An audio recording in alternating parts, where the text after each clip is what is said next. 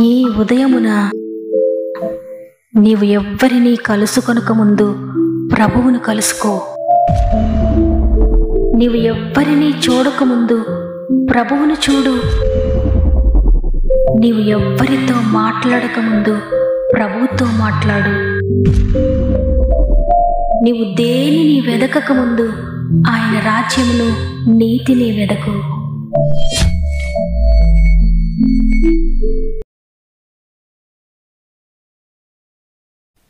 Praise the lord. ఈ ఉదయకాలమున God first అనే ఉదయకాల ధ్యానములకు మిమ్మల్ందరినీ మరొకసారి హృదయపూర్వకంగా ఆహ్వానిస్తూ, ప్రభువును రక్షకుడైన యేసుక్రీస్తు వారి అతి శ్రేష్టమైన నామములో మీ అందరికీ నా యొక్క ప్రత్యేకమైన శుభములు తెలియజేస్తున్నాను. ప్రియ దేవుని బిడ్డలారా, మీరందరూ ఎలా ఉన్నారు?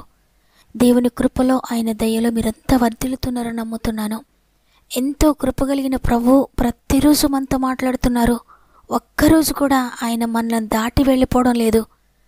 నేనున్నానని ధైర్యాన్ని ప్రతిరోజు మనకిస్తూ ఉన్నారు. ఒకవేళ నీవు అనుకుంటూ ఉండొచ్చు, నేను ఒంటరిదానను, ఒంటరివాడను, నన్ను పలకరించేవారు లేరు, నన్ను చూచేవారెవరూ లేరని. కానీ నిన్ను చూచుచున్న ప్రభువు నీ ప్రతి పనికి ప్రతిఫలం ఇవ్వబోతున్నాడు. కాబట్టి నీవే దిక్కుతోచని స్థితిలో ఉన్నా, నీ పరిస్థితులన్నీ తారుమారుగా ఉన్నా ఎంత మాత్రం భయపడొద్దు. దేవుడు నిన్ను ఎంతగానో ప్రేమిస్తున్నాడు. నీ జీవితంలో అనేక కార్యములు చేయాలని ఇష్టపడుతూ ఉన్నాడు. అదేవిధంగా మీలో ఎవరైనా అనారోగ్యాలతో ఉన్నారా, సమస్యల్లో ఉన్నారా? మీ యొక్క ప్రతి సమస్యను కామెంట్స్ ద్వారా నాతో పంచుకోండి. తప్పకుండా మీ అందరి కొరకు మేము ప్రార్థిస్తున్నాం. ప్రతి ప్రార్థనకు జవాబిచ్చే దేవుడు ఉన్నాడు. మీరు కూడా ప్రార్థించండి. దేవుడు కార్యం చేసేంత వరకు ఆయనను విడిచిపెట్టొద్దు, ఆయన పాదాలు విడిచిపెట్టొద్దు.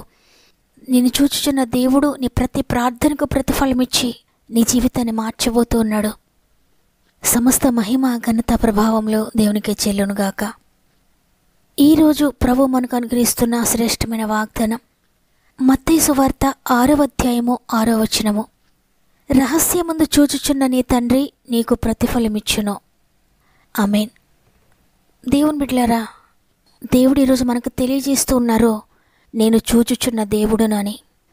అవును, ఈ లోకంలో నీవు చేసే పనులు ఎవరు చూడకపోవచ్చు, నీవు చేసే ప్రార్థన ఎవరు వినకపోవచ్చు, నీవు పెట్టే మొర ఎవరికి వినబడకపోవచ్చు, ఎవరు నిన్ను పట్టించుకోకపోవచ్చు, దానికి ప్రతిఫలం నీకెవరు ఇవ్వకపోవచ్చు. కానీ ప్రభు నిన్ను చూస్తూ ఉన్నాడు. ఆయన నీకు ప్రతిఫలం ఇవ్వబోతున్నాడు. ఈ లోకంలో అందరూ ప్రార్థిస్తారు. అయితే అనేక మందికి ఉన్న ఒక పెద్ద సందేహం ఏంటంటే, ఆయన నా ప్రార్థన వింటూ ఉన్నాడా, ఆయన నన్ను చూస్తూ ఉన్నాడా, నేను ఒకవేళ ఆయనకి ఇష్టం లేని ప్రార్థన చేస్తున్నానేమో, ఒకవేళ ఆయన చిత్తానుసారంగా నేను చేయడం లేదేమో, నాకు ప్రార్థన సరిగా రాదు కాబట్టి నా ప్రార్థనకు ఆయన ప్రతిఫలం ఇవ్వడం లేదేమో, అందుకే నా జీవితంలో ఏ కార్యము కూడా సఫలం కావడం లేదు, నేను అడుగుతున్నవి ఏవి కూడా జరగడం లేదు, ఆయన నా ప్రార్థన వింటున్నట్లుగా, ఆయన నా జీవితంలో ఒక కార్యమును చేస్తున్నట్లుగా ఒక చిన్న సూచన కూడా నాకు కనబడడం లేదు అని ఈరోజు నువ్వు ఒకవేళ అనుకుంటున్నావేమో.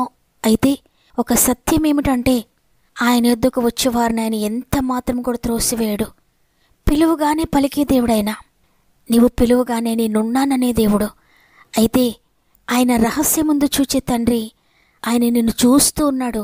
కానీ ఆయనను నీవు చూడలేకపోతున్నావు. ఆయన వింటూనే ఉన్నాడు, కానీ నీవు గుర్తించలేకపోతున్నావు. నిజముగా మొరపెట్టి వారికి ఆయన సమీపంగా ఉండి వారికి ప్రతిఫలం ఇచ్చే దేవుడు. కానీ అనేక సార్లు ఆయన మాటని వినలేకపోతున్నావు. ఆయన ఇచ్చే జవాబు నువ్వు గ్రహించలేకపోతున్నావు.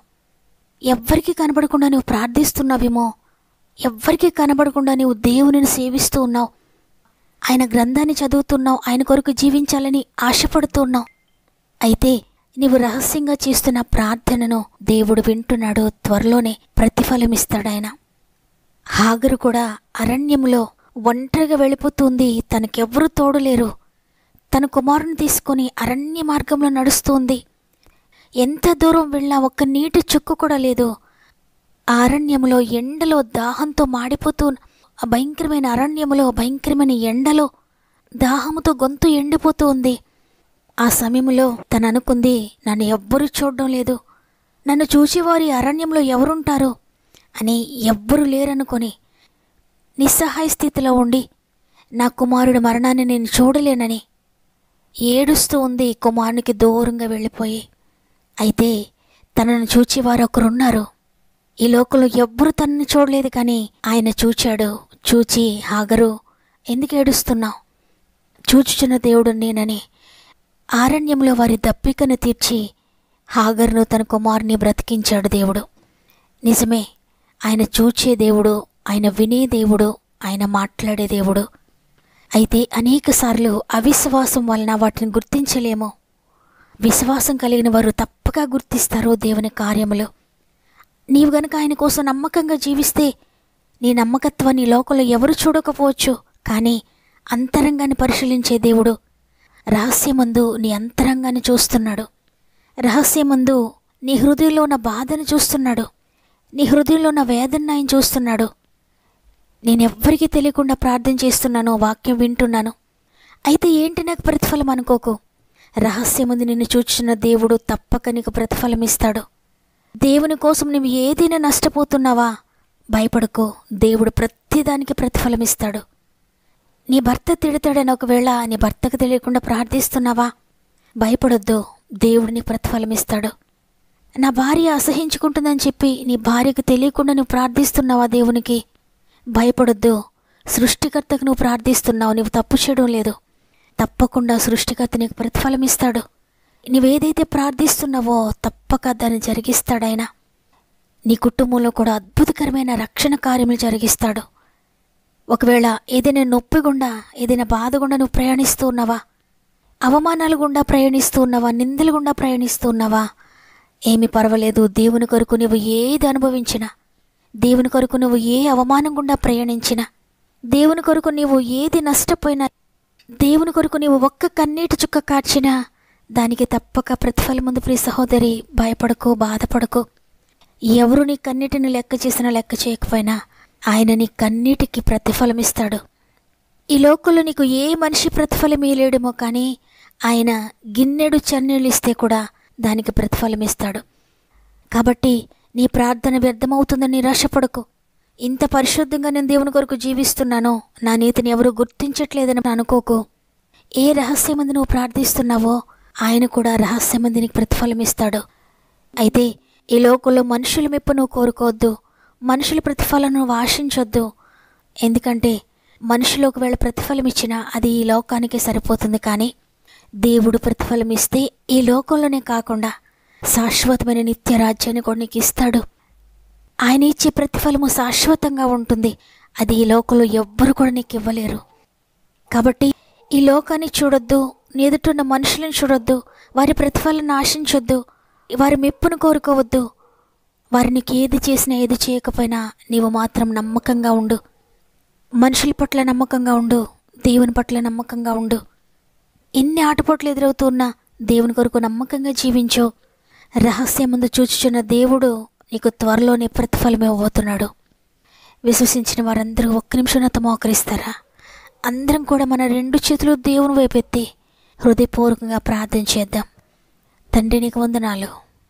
ఈ ఉదయాన్ని క్షేమంగా లేచి నిన్ను స్తుతించి గొప్ప కృపను మాకు దయచేసినందుకు నీకు వందనాలు తండ్రి. అనేక మంది ఈ దినమును చూడలేని వారు ఉన్నారయ్యా. మమ్మల్ని బ్రతికించి ఈ దినమును కూడా మాకు అనుగ్రహించి మా ఆయుష్కాలను పొడిగిస్తున్నందుకు నీకు వందనాలు. అంతేకాకుండా ప్రతిరోజు మాతో మాట్లాడుతున్నారు. ఎవరు మమ్మల్ని ధైర్యపరిచే మాటలు మాతో మాట్లాడతారయ్యా. ఎవరు మాతో మాట్లాడలేని మాటలు ప్రతిరోజు మాతో మాట్లాడుతున్నారు. రహస్యం ముందు నేను చూస్తున్నాను, భయపడొద్దు, నీకు ప్రతిఫలం ఇస్తానని ఈరోజు వాగ్దానం చేశారు తండ్రి. చూచుచున్న దేవుడవు తండ్రి, నీకేది కూడా మరుగై ఉండలేదయ్యా. మమ్మల్ని చూస్తున్నావు తండ్రి. ఇదిగో మా ఆత్మీయ కుటుంబములు ప్రతి ఒక్కరిని మీరు చూస్తున్నారు. వారు పడే శ్రమను మీరు చూస్తున్నారు, వారి యొక్క బాధను మీరు చూస్తున్నారు, వారి నొప్పిని మీరు చూస్తున్నారు. వారు నీ కొరకు అనుభవిస్తున్న ప్రతి శ్రమను మీరు చూస్తున్నారు తండ్రి. ప్రతి దానికి కూడా మీరు తప్పక ప్రతిఫలం ఇస్తారు. నైనా నీ కొరకు మేము ఏది నష్టపోతామో దానికి నూరంతలుగా ప్రతిఫలం ఇస్తావు తండ్రి. ఎంతమంది ఈరోజు నిన్ను రహస్యంగా ఆరాధిస్తున్నారో, రహస్యంగా ప్రార్థిస్తున్నారో, రహస్యంగా నీ మాటలు వింటూ ఉన్నారో, గొప్ప స్వాతంత్రం దయచేయండి తండ్రి. అద్భుతకరమైన ఫ్రీడమ్ వరకు దయచేయండి తండ్రి. వారి కుటుంబాలన్నింటినీ కూడా మార్చండి తండ్రి. వారి భర్తలను మార్చండి అయ్యా, వారి భార్యలు మార్చండి అయ్యా, వారి బిడ్డలు మార్చండి తండ్రి, వారి తల్లిదండ్రులు మార్చండి అయ్యా. రహస్యంగా నేను స్తుతించాల్సిన, సేవించాల్సిన అవసరం లేకుండా అందరూ కలిసి నిన్ను సేవించే గొప్ప తరుణాన్ని ప్రతి ఒక్కరి కుటుంబంలో దయచేయండి తండ్రి. రక్షణ లేని కుటుంబాల్లో అద్భుతకరమైన రక్షణ కార్యములు జరిగించండి. పాపము నుండి, వ్యసనాల నుండి విడిపించండి అయ్యా. ఆర్థిక బంధకాల నుండి విడిపించండి. అప్పు బాధల నుండి విడిపించండి. అనారోగ్యంతో నలిగిపోతున్న బిడ్డలందరినీ విడిపించండి. నిశ్చయముగా ప్రతి రోగమును కూడా మీరు భరించారని గొప్ప విడుదల మీరు దయచేస్తున్నారని నమ్ముతున్నాను. కోర్టు బంధకాల్లో ఉన్న ప్రతి బిడ్డను కూడా విడిపించండి తండ్రి. ఆశ్చర్యకరమైన కార్యములు జరిగించండి. ఉద్యోగ బంధకాల్లో ఎంతమంది అయితే ఉన్నారో ప్రతి బంధకము నుండి విడిపించండి. ట్రాన్స్ఫర్ కోసం ఎదురు చూసిన బిడ్డల జీవితాలు అద్భుతం చేయండి. ప్రమోషన్ కొరకు ఎదురు చూసిన బిడ్డల జీవితాలు అద్భుతం చేయండి. ఉద్యోగాల కొరకు ఎదురు చూసిన నీ బిడ్డలందరికీ కూడా ఆశ్చర్యకరముగా ఉద్యోగాలు దయచేయండి. వ్యాపారాలను దీవించండి. వ్యవసాయాలను దీవించండి. చేతి పనులను దీవించండి. చేసే ప్రతి పనిని ఆశీర్వదించండి అయ్యా. డ్రైవింగ్ చేసిన బిడ్డలందరికీ తోడై ఉండండి. స్వంత గృహాలు లేని బిడ్డలకు ఆశ్చర్యకరంగా స్వంత గృహాలు దయచేయండి. మధ్యలో ఆగిపోయిన గృహాలను తిరిగి ప్రారంభించండి తండ్రి. నీ కృపను బట్టి సమస్తము సమకూర్చి జరిగించండి. అనేక సంవత్సరాలుగా గర్భఫలం లేక దిగులుతోన్న ప్రతి బిడ్డ గర్భమును ముట్టండి నాయనా. గర్భఫలాన్ని ఆటంకపరుస్తున్న ప్రతి ఆటంకము నజరేయుడైన యేసు నామములో గద్దిస్తూ ఉన్నాను. నమ్మిన వారందరి జీవితాల్లో ప్రతి గర్భము తెరవబడునుగాక యేసు నామములో. వివాహాలు కాని బిడ్డల జీవితాల్లో ఆశ్చర్యకరంగా వివాహాలు జరిగించండి. గర్భంతోని బిడ్డలను కూడా నీ చేతులు పెడుతున్నాను తండ్రి. 9 నెలలు మీరు తోడుగా ఉండి చక్కటి సేఫ్ డెలివరీస్ దయచేయండి. ఈరోజు ప్రత్యేకంగా పుట్టినరోజులు, పెండ్లి రోజులు జరుపుకున్న వారందరినీ కూడా నీ చేతుల్లో పెడుతున్నాను. ఈ సంవత్సరంలో నూతనమైన అభిషేకముతో, నూతనమైన ఆత్మ ఫలముతో, నూతన ఆత్మ వరాలతో నింపండి.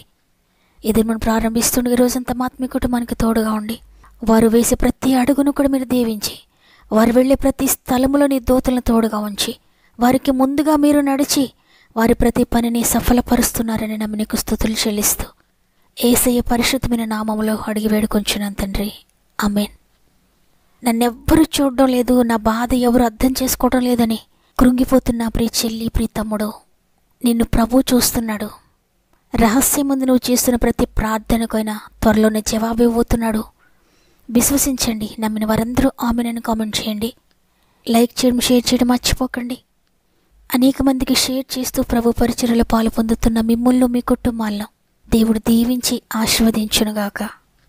దేవుని చిత్తమైతే తిరిగి రేపు అందరం కలిసి ఆయనను స్తుతిందాం. అంతవరకు ప్రభు మీకు, మీ కుటుంబాలకు తోడు నడిపించునుగాక. God bless you.